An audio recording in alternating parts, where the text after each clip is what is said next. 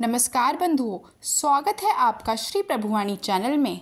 आज इस वीडियो में हम आपको भाद्रपद माह में पड़ने वाली अजा एकादशी से जुड़ी संपूर्ण जानकारी प्रदान करेंगे, जैसे कि व्रत की सही तारीख, पूजा का शुभ मुहूर्त, पूजा विधि इत्यादि, और साथ ही साथ कथा का भी श्रवण करेंगे। तो चलिए वीडियो को शुरू करते हैं, किंतु उससे पहले यदि आप हमारे चैनल पर नए हैं और इसी प्रकार हमसे जुड़े रहना चाहते हैं तो कृपया कर इसे सब्सक्राइब कर लें और जो बेल आइकन दिया गया है उसे प्रेस कर दीजिए, जिससे कि हमारे चैनल पर जो भी नोटिफिकेशन डले वो आपको जल्द से जल्द प्राप्त हो। बंधुओं, प्रत्येक माह के कृष्ण और शुक्ल पक्ष में 2 एकादशी तिथियां आती हैं। भाद्रपद माह के कृष्ण पक्ष में आने वाली एकादशी को ही अजा एकादशी के नाम से जाना जाता है। साल की सभी एकादशियों की तरह इस एकादशी के दिन भी भगवान विष्णु जी की पूजा की जाती है। मान्यता है कि अजा एकादशी का व्रत करने से भक्तों को भगवान विष्णु जी का आशीर्वाद प्राप्त होता है। चलिए अब हम जानते हैं कि कब है इस साल अजा एकादशी का व्रत एवं पूजा का शुभ मुहूर्त। तो बंधुओं, साल 2023 में अजा एकादशी का व्रत रखा जाएगा 10 सितंबर यानी कि रविवार के दिन। बता दें कि एकादशी तिथि शुरू होगी 9 सितंबर रात 9:13 पर। वहीं यह तिथि अगले दिन समाप्त होगी रात 10:36 पर, किंतु व्रत 10 सितंबर को ही रखा जाएगा। इस दिन भगवान विष्णु व माता पार्वती का पूजन किया जाता है। आप नोट कर लीजिए कि पूजा का शुभ मुहूर्त होगा 10 सितंबर सुबह 6:37 से लेकर सुबह 10:02 तक। बंधुओं, इस बार अजा एकादशी के दिन बनने जा रहे हैं बेहद ही शुभ योग, जो कि है रवि पुष्प योग और सर्वार्थ सिद्धि योग, जो कि इसकी महत्ता को और भी बढ़ा देते हैं। बता दें कि पारण मुहूर्त होगा 11 सितंबर सोमवार को सुबह 6:04 से 8:34 तक। चलिए आइए अब हम चर्चा करते हैं अजा एकादशी पूजा विधि के बारे में। तो बंधुओं, स्कंद पुराण के अनुसार जया एकादशी के दिन भगवान विष्णु का पूजन, व्रत और उपवास रखकर तिल का दान और तुलसी पूजा का विशेष महत्व है। एकादशी के दिन ब्रह्म मुहूर्त में उठकर स्नान आदि से निवृत्त होकर स्वच्छ वस्त्र धारण करके श्री विष्णु का ध्यान करें। तत्पश्चात आप व्रत का संकल्प लें। फिर घर के मंदिर में एक चौकी पर लाल कपड़ा बिछाएं और भगवान विष्णु की प्रतिमा स्थापित करें। एक लोटे में गंगा जल लेकर उसमें तिल, रोली और अक्षत मिलाएं। अब इस लोटे से जल की कुछ बूंदें लेकर चारों ओर छिड़कें। फिर इसी लोटे से घट स्थापना करें। अब भगवान विष्णु को धूप दीप दिखाकर उन्हें पुष्प अर्पित करें।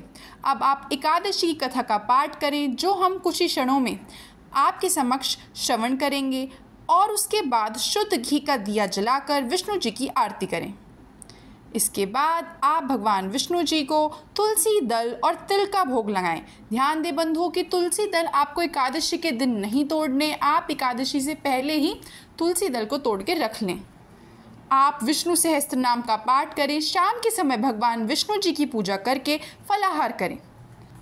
श्री हरि विष्णु के भजन करते हुए रात्रि जागरण करें। अगले दिन द्वादशी तिथि को योग्य ब्राह्मण को भोजन कराकर दान दक्षिणा दें। इसके बाद स्वयं भी भोजन ग्रहण कर व्रत का पारण करें। इस दिन व्रत और पूजा के साथ साथ गरीब लोगों को गर्म कपड़े, तिल और अन्न का दान करने से कई यज्ञों का फल प्राप्त होता है। तो आइए बंधु, अब हम श्रवण करते हैं अजा एकादशी से जुड़ी पौराणिक कथा का।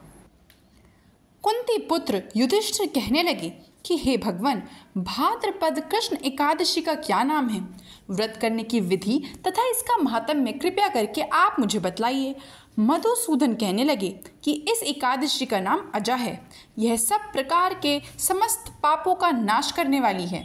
जो मनुष्य इस दिन भगवान ऋषिकेश की पूजा करता है उसको वैकुंठ की प्राप्ति अवश्य होती है। अब आप इसकी कथा सुनिए। प्राचीन काल में हरिश्चंद्र नामक एक चक्रवर्ती राजा राज्य करता था। उसने किसी कर्म के वशीभूत होकर अपना सारा राज्य व धन त्याग दिया, साथ ही अपनी स्त्री, पुत्र तथा स्वयं को बेच दिया। वह राजा चांडाल का दास बनकर सत्य को धारण करता हुआ मृतकों का वस्त्र ग्रहण करता रहा, मगर किसी प्रकार से सत्य से विचलित नहीं हुआ।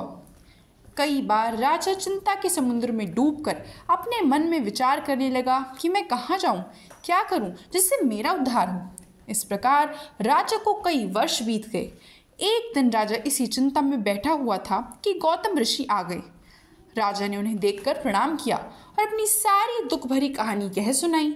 यह सुनकर गौतम ऋषि कहने लगे कि राजन, तुम्हारे भाग्य से आज से 7 दिन बाद भाद्रपद कृष्ण पक्ष की अजय नाम की एकादशी आएगी। तुम विधि पूर्वक उसका व्रत करो। गौतम ऋषि ने कहा कि इस व्रत के पुण्य प्रभाव से तुम्हारे समस्त पाप नष्ट हो जाएंगे। इस प्रकार राजा से कहकर गौतम ऋषि उसी समय अंतर्ध्यान हो गए। राजा ने उनकी कथानुसार एकादशी आने पर विधि पूर्वक व्रत व जागरण किया। उस व्रत के प्रभाव से राजा के समस्त पाप नष्ट हो गए। स्वर्ग से बाजे बजने लगे और पुष्पों की वर्षा होने लगी। उसने अपने मृतक पुत्र को जीवित और अपनी स्त्री को वस्त्र तथा आभूषणों से युक्त देखा। व्रत के प्रभाव से राजा को पुनः राज्य मिल गया। अंत में वह अपने परिवार सहित स्वर्ग को गया। हे राजन, यह सब अजा एकादशी के प्रभाव से ही हुआ। अतः जो मनुष्य यत्न के साथ विधि पूर्वक इस व्रत को करते हुए रात्रि जागरण करते हैं, उनके समस्त पाप नष्ट होकर अंत में वे स्वर्ग लोक को प्राप्त होते हैं। इस एकादशी की कथा के श्रवण मात्र से अश्वमेध यज्ञ का फल प्राप्त होता है। तो यह थी बंधुओं आगामी अजा एकादशी से जुड़ी संपूर्ण जानकारी। आशा करती हूँ वीडियो आपको काफ़ी अच्छी लगी होगी। वीडियो देखने के लिए आपका बहुत बहुत आभार।